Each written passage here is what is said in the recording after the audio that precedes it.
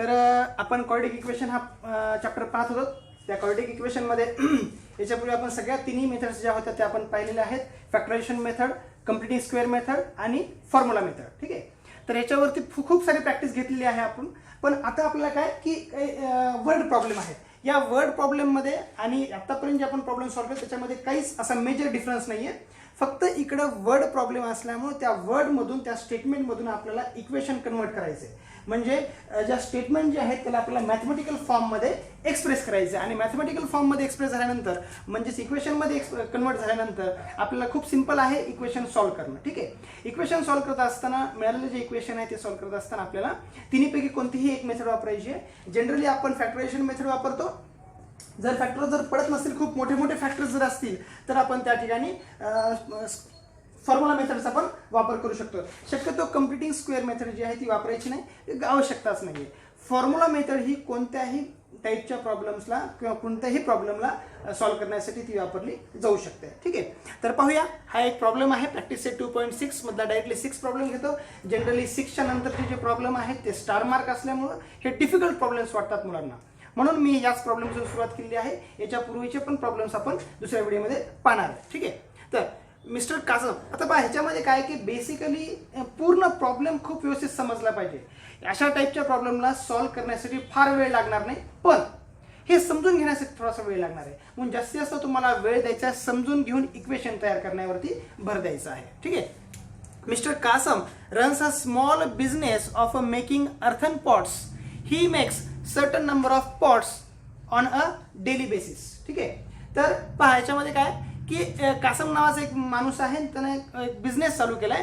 तर बिझनेस चालवतो ते कशाचा आहे, अर्थन पॉटचा, म्हणजे काही मातीपासून तयार होणारे जे भांडे असतात ना तशा भांड्यांचा तो बिझनेस करतो. ते मातीपासून भांडे तयार करतो आणि तो विकण्याचा असा त्याचा बिझनेस आहे. ठीक आहे. He makes a certain number of pots on a daily basis. रोज त्यानं काही नंबर ऑफ पॉट्स जे आहे, भांडे जे आहे, मातीचे भांडे तो तयार करतो. ठीक आहे.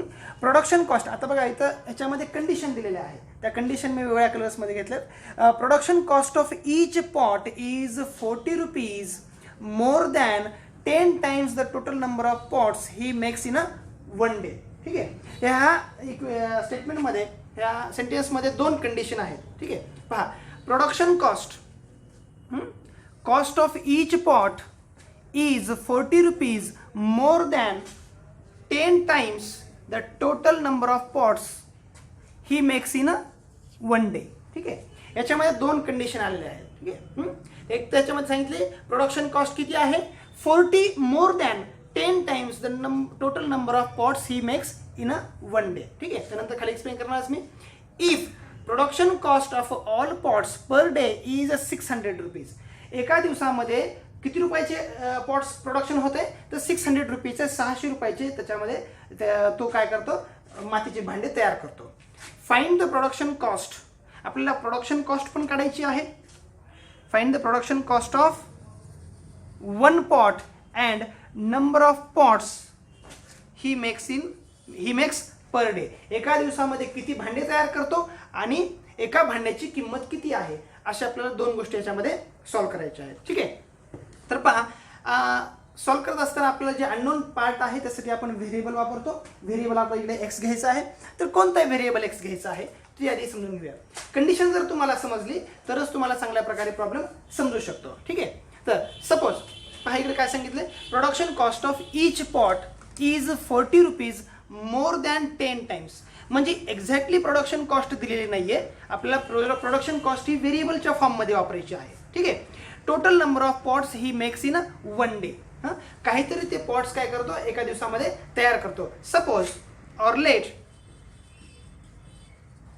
Suppose he makes total number of pots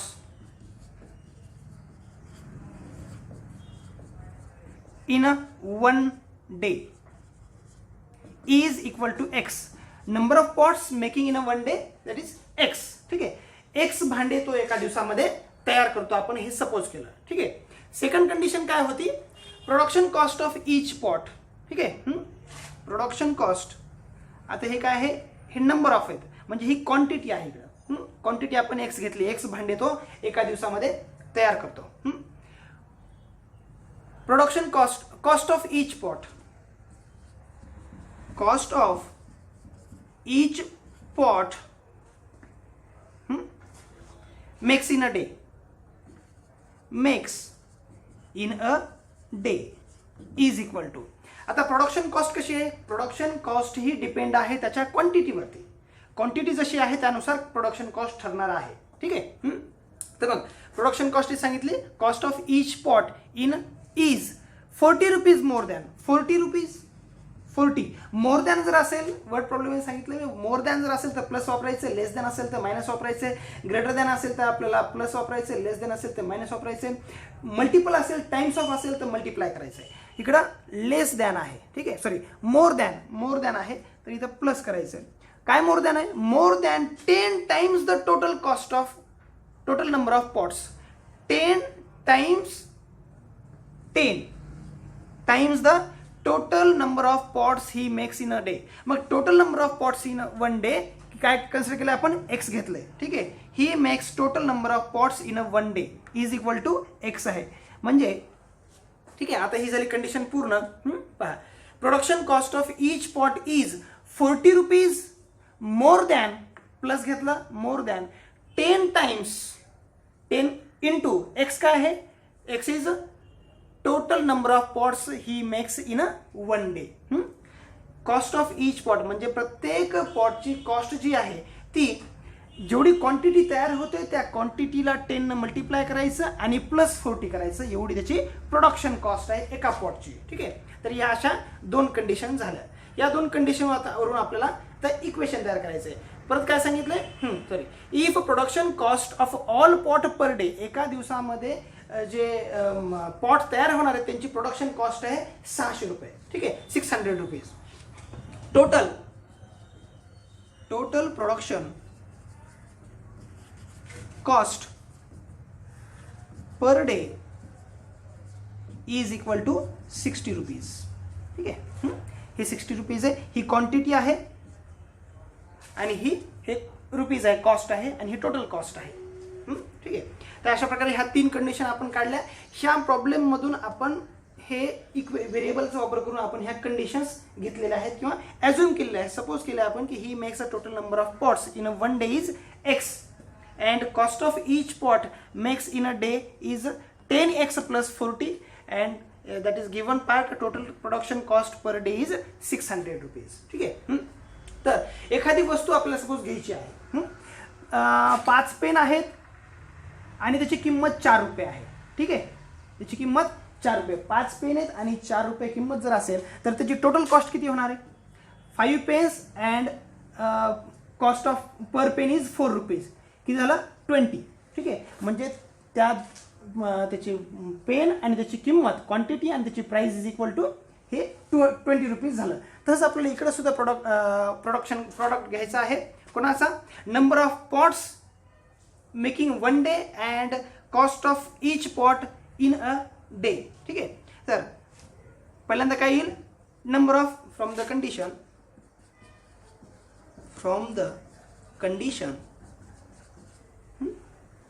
number of pots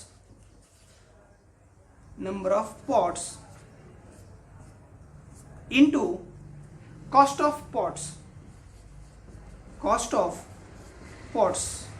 आता हे दोन्ही पर डे आहे. एका दिवसामध्ये जेवढे पॉट्स तयार होतात ते आहेत आणि हे एका दिवसामध्ये तयार होणाऱ्या पॉट्सची क्वांटिटी कॉस्ट आहे. ठीक आहे, हे सगळं मिळून किती झालं, सांगितलं 600 रुपीज. जी कंडिशन दिली होती त्यानुसार आपण number of pots into cost of pots घेतलेला आहे. Number of pots we assume x into cost of pots, cost of each pot makes in a day is a 10x plus 40. 10x plus 40 is equal to 600. Equation is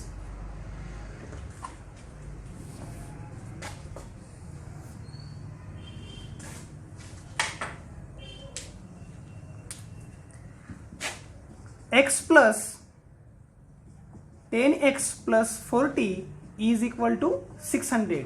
ला simplify करूया.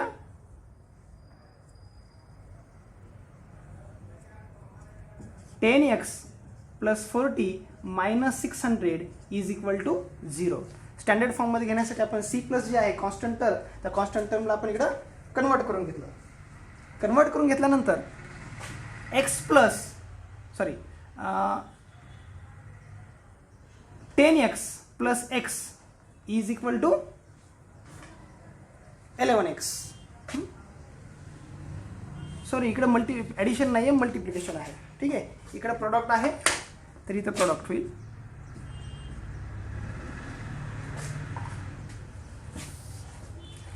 x into 10x square plus x into 40x is equal to 600. 10x square plus 40x minus 600 is equal to 0. Dividing, आता ह्याला shortest फॉर्ममध्ये convert करायचं, reduce करायचं इक्वेशनला. Reduce केल्यानंतर सोपं जाईल त्याचे फॅक्टर्स पाडण्यासाठी. Dividing both side by 10. After dividing we get x square plus 4x minus 6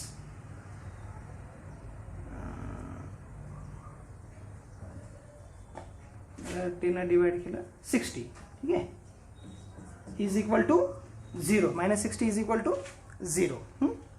factors पाडायचे. त्याचे फॅक्टर्स काय होणार आहेत? Minus 60 plus 4, minus 60 plus 4, 6 10 are 60. Minus 6 and plus 10 is the factors of 4. X square minus 6x plus 10x minus 60 is equal to 0. ठीक आहे. आता यानंतर तुम्हाला सर्वांनाच प्रॉब्लेम सॉल्व्ह करता येईल. फक्त त्याच्यामध्ये क्वाड्रॅटिक इक्वेशन शोधून काढणं महत्त्वाचं होतं. क्वाड्रॅटिक इक्वेशन भेटल्यानंतर तुम्हाला कोणत्याही मेथडने ते सॉल्व्ह करता येईल. तरी पण आपण याला सोडून पाहूया. या दोन टर्ममध्ये आणि या दोन टर्ममध्ये कॉमन घ्यायचं x. इकडं फर्स्ट टर्ममध्ये आपण x कॉमन घेतलं. ठीक आहे, x common, x minus 6 another bracket. इकडं आपण 10 घेऊया common, plus 10 x minus 6 is equal to 0. x into x square, x into minus 6 minus 6x plus 10 into x is equal to 10x, 10 into minus 6 is equal to minus 60. ठीक आहे, याच्यामध्ये common part आहे x minus 6, remaining part x plus 10 is equal to 0. या दोन ब्रॅकेटचा product 0 आहे, तर या दोन्हीपैकी कुठलं तरी एक ब्रॅकेट किंवा दोन्ही ब्रॅकेट हे 0 असले पाहिजेत. x minus 6 is equal to 0 और x plus 10 is equal to 0. x is equal to plus 6 और x is equal to minus 10. x ची व्हॅल्यू काय भेटली? प्लस 10 मायनस 10 आणि प्लस 6 अशी x ची व्हॅल्यू आपल्याला मिळाली. ठीक आहे, ही व्हॅल्यू मिळाल्यानंतर आपण x काय कन्सिडर केलं होतं? ही makes total number of pots in a day. x म्हणजे क्वांटिटी, एका दिवसामध्ये किती नंबर ऑफ पॉट्स तयार होतात. तर एका दिवसामध्ये 6 नंबर ऑफ पॉट्स काय प्रोडक्शन 6 पॉट्सचं होते. मग इकडे घेऊया total number of pots. Total number of pots makes in a day is equal to x is equal to 6. त्यानंतर कॉस्ट आपल्याला शोधायला सांगितली होती. इथं आपण number of pots makes per day काढलं. याचं उत्तर आहे 6. आणि production cost of 1 pot, production cost of 1 pot is equal to, production cost आपण काय घेतलं ते 10x. Cost of each pot, production cost आणि कॉस्ट एकच आहे. Production cost of each pot is 10x plus 40. 10 into value x is equal to 6 plus 40. 10 into 6 is equal to 60 plus 40 is equal to 100. Therefore, production cost of 1 pot is 100 and total number of pots mixed in a day is 6. तर अशा प्रकारे तर practice set 2.6 मधला 7th problem आहे. Pratik takes 8 hours to travel 36 km in a downstream and return to the same spot. The speed of the boat in a still water is 12 km per hour. Find the speed of the water current. गणित तुम्हाला पहिल्यांदा व्यवस्थित समजून घ्यायचे. गणितामध्ये काय विचारले, काय दिले आणि काय विचारले पहा. प्रत्येक एका बोटनं ट्रॅव्हल करायला लागलाय. मी तुम्हाला थोडंसं डायग्राम एक्सप्लेन करण्याचा प्रयत्न करतो.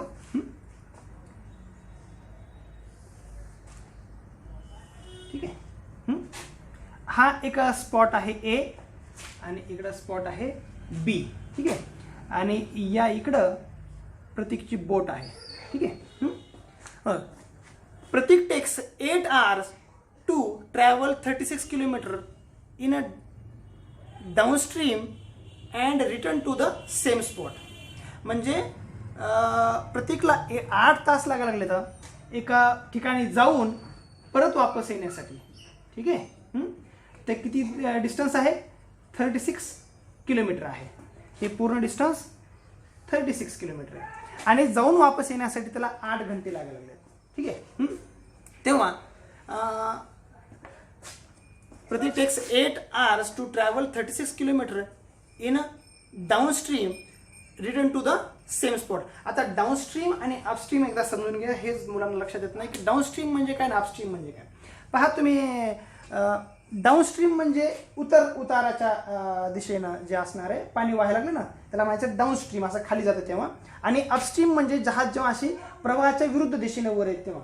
लहानपणी तुम्ही जहाज पाण्यामध्ये पावसाच्या पाण्यात खेळली असेल तेव्हा तुम्ही कोणत्या दिशेनं जहाजाला ढकलत होतात?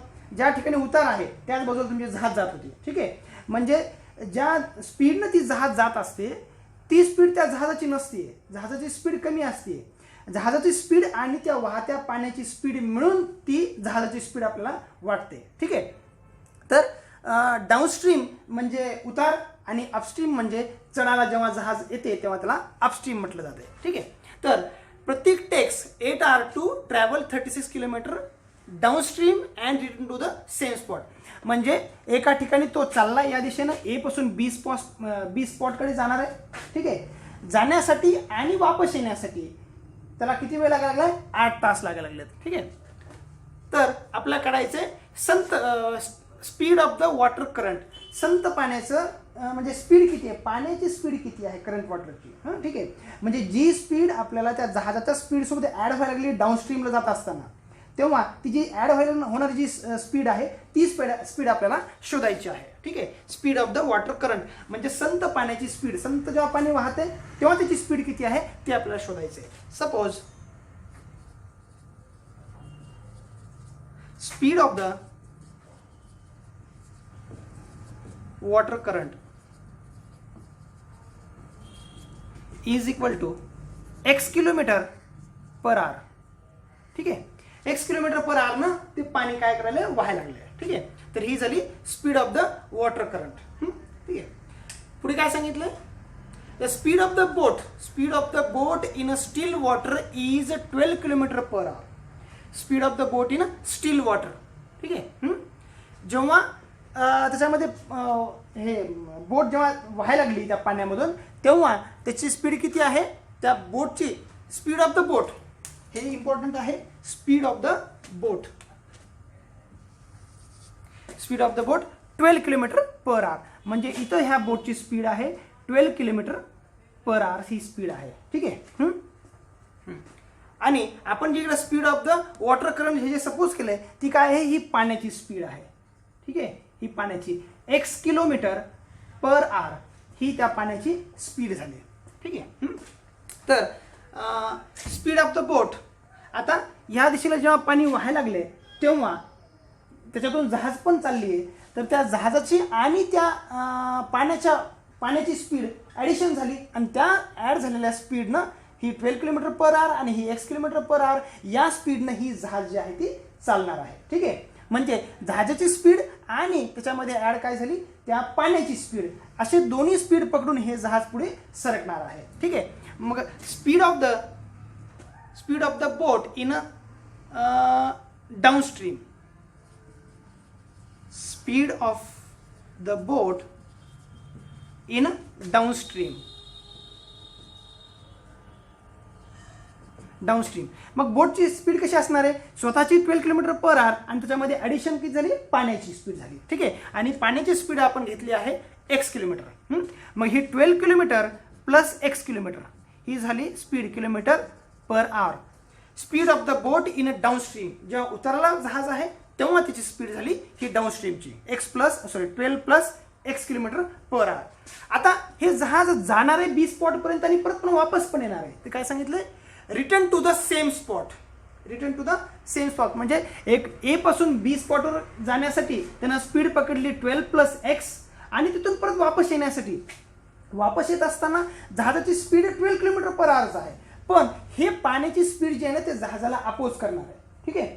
जेव्हा अपोज करणार आहे तेव्हा ह्या पाण्याची स्पीड त्या जहाजाच्या स्पीडला मायनस करणार आहे. ठीक आहे. मग स्पीड ऑफ द बोट मग येत असताना स्पीड ही कमी होणार आहे.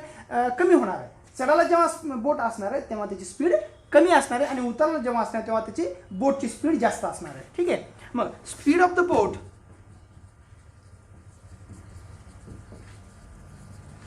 In upstream.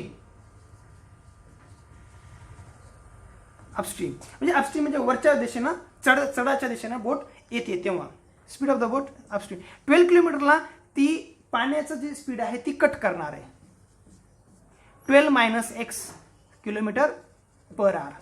हे आपण कंडिशनवरून समजून घेतलं की speed of the water current is x kilometre per our. Suppose केलंय वॉटर करंट जी आपल्याला काढायला सांगितली ती स्पीड ती झाली x kilometre per our. Speed of the boat in a downstream 12 kilometre हिची स्पीड होती.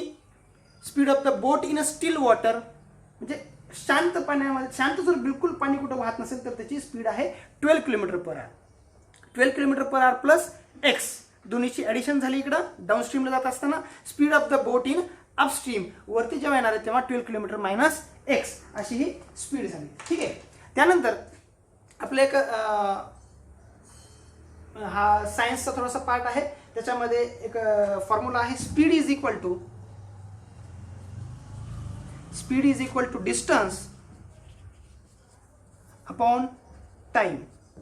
मॅथमॅटिक्समध्ये किमान एक तरी सायन्स बेस्ड प्रॉब्लेम येतो. त्यापैकी हा एक प्रॉब्लेम आहे. याच्यामध्ये थोडंसं तुम्हाला सायन्सचा पार्ट आहे. स्पीड फॉर्म्युला आहे speed is equal to distance upon time. ठीक आहे. या फॉर्म्युल्याचा आपल्याला वापर या प्रॉब्लेममध्ये किंवा अशा टाईपच्या प्रॉब्लेममध्ये करायचा आहे. Speed is equal to distance upon time. यालाच आपण कन्वर्ट करून घेऊया. Time is equal to distance upon speed. Distance upon speed. ठीक आहे. तर आता इथं जे आपण काढलंय ते सगळा स्पीड काढलेली आहे. ठीक आहे. आपल्याला टाइम माहित नाही. डिस्टन्स पण दिलेला आहे 36 किलोमीटर. टोटल डिस्टन्स किती आहे? 36 किलोमीटर आहे. आणि स्पीड आपण आता इथं कन्सिडर केलेली आहे. तर time suppose time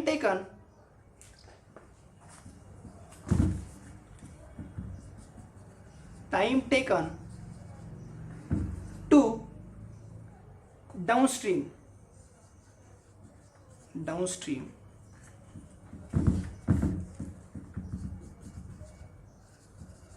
is equal to T1. Time taken to the downstream T1 हा टाइमसाठी आपण T1 घेतला. ठीक आहे. डाउनस्ट्रीमसाठी T1 आणि अपस्ट्रीमसाठी T2 घेऊया. इज इक्वल टू डिस्टन्स किती आहे? डिस्टन्स 36 किलोमीटर आहे. 36 upon speed time taken to the downstream. डाउनस्ट्रीमला स्पीड किती होती? Speed of the boat in a downstream is 12 plus x. ठीक आहे. हा होता त्याचा टाइम. याला आपण इक्वेशन 1 घेऊया. ठीक आहे. त्यानंतर time taken to upstream is equal to T2. Time T2 distance as it is 36 kilometre. Speed केव्हा आहे? जेव्हा टाइम आपण अपस्ट्रीमचा घेतला तेव्हा स्पीड सुद्धा अपस्ट्रीमचीच घ्यावी लागणार आहे. Speed of the boat in upstream 12 minus x. ठीक आहे. 12 मायनस x इक्वेशन 2. इक्वेशन 2 झालं. फर्स्ट 1 आणि 2 भेटल्यानंतर, ठीक आहे, तर आपल्याला काय सांगितलं, T1 plus T2. Total time किती मिळाला इथं मी लिहिलं नाही. प्रत्येक takes 8 hours to travel 36 kilometre. 8 घंटे लागायला लागलेत त्याला इकडं जाण्यासाठी आणि परत येण्यासाठी. ठीक आहे, परत येण्यासाठी जाण्यासाठी म्हणजे डाऊनस्ट्रीम आणि अपस्ट्रीमला वापस येण्यासाठी 8 घंटे लागायला लागलेत. Travels 36 kilometre in a downstream and return to the same spot. म्हणजे परत जायचं पण आहे आणि परत वापस यायचं पण आहे. याच्यासाठी लागणारा वेळ आहे 8 घंटे. ठीक आहे, म्हणजे T1 हा डाऊनस्ट्रीमचा टाइम आहे आणि T2 हा अपस्ट्रीमचा टाइम आहे. म्हणजे T1 plus T2 is equal to 8 hours. From condition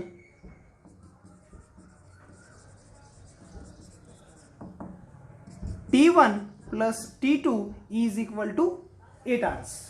Time T1 plus T2 is equal to 8 hours. Then T1 is 36 upon 12 plus X plus T2 is 36 upon 12 minus X is equal to 8. Okay. Take 36 common. 36 in bracket 1 upon 12 plus x plus 1 upon 12 minus x is equal to 8. नंतरचं equation कॅल्क्युलेशनचा part आहे, तुम्हाला करता येईल. हेच तुम्हाला लक्षात देणं खूप महत्त्वाचं आहे. ठीक आहे, यानंतर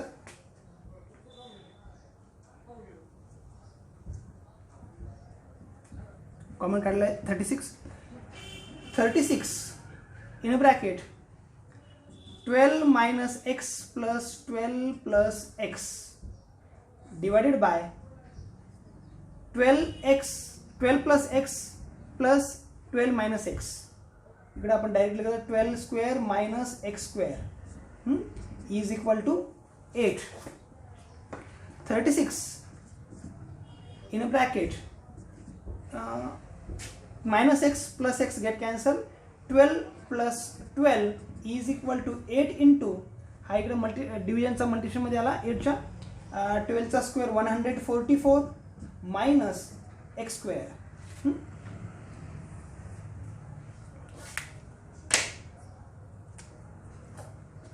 36 plus into 36 into 24 is equal to 8 into 144 किंवा ॲज इट इज ठेवा 8 144 minus x square. Dividing shortest form मध्ये कन्वर्ट करूया इक्वेशनला. Dividing both side by 8. इकडे 8 ने मल्टिप्लाय केलं.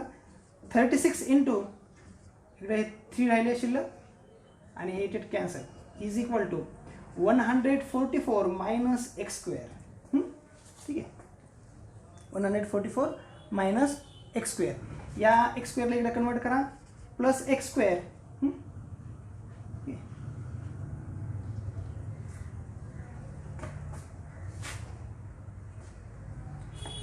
याचा प्रोडक्ट किती आला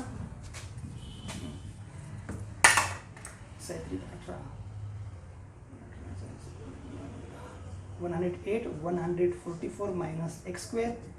हा एक्स स्क्वेअर इकडे कन्वर्ट झाला प्लस एक्स स्क्वेअर. 144 हा प्लसचा इकडे मायनस झाला 108 x square is equal to 36.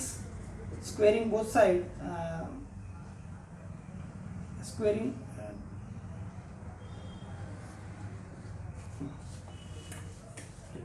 x square is equal to हा स्क्वेअर कटला इकडे स्क्वेअर रूट टाकलं. x is equal to under 36.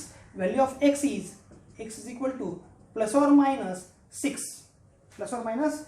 ठीक आहे, तर स्पीड एक तर आपण काय x घेतलं होतं. x is equal to speed of the water current x kilometre per our. Speed plus 6 किंवा मायनस 6 आहे. Minus 6 speed is never negative. Therefore x is equal to 6. Speed of the boat of water current speed of the boat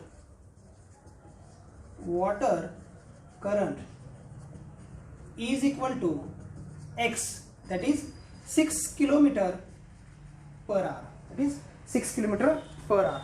ठीक आहे, अशा प्रकारे आपल्याला हा problem लक्षात आला असेल तुम्हाला. ठीक आहे, त्याच्यात काय करायचं आहे, जो हा प्रॉब्लेम आहे, प्रॉब्लेम झाल्यानंतर एकदा कंडिशन तुम्हाला समजली, कंडिशन समजल्यानंतर तुम्हाला त्यातले ॲज्युम करायचे व्हेरिएबलचा पार्ट ॲज्युम केल्यानंतर speed of the water current जे विचारलं आहे ते आपण एक्स घेतले. त्यानंतर speed of the boat in a downstream असताना वॉटरचा फ्लो आणि त्या बोटची स्पीड मिळून हा 12 प्लस एक्स झाला. Speed of the boat in अपस्ट्रीमला वरच्या बाजूला जेव्हा बोट येणार आहे प्रवाहाच्या विरुद्ध दिशेने तेव्हा पाण्याची स्पीड त्या बोटच्या स्पीडला कट करणार आहे म्हणून 12 मायनस एक्स झालं. यानंतर हा फॉर्म्युला घेतला time is equal to distance upon speed. Time आपण शोधला T1, time taken to the downstream T1 is equal to 36 upon 12 plus x. Time taken to the upstream T2 is equal to 36 upon 12 minus x, that is equation 2. T1 plus T2 केला total time taken is 8 hours.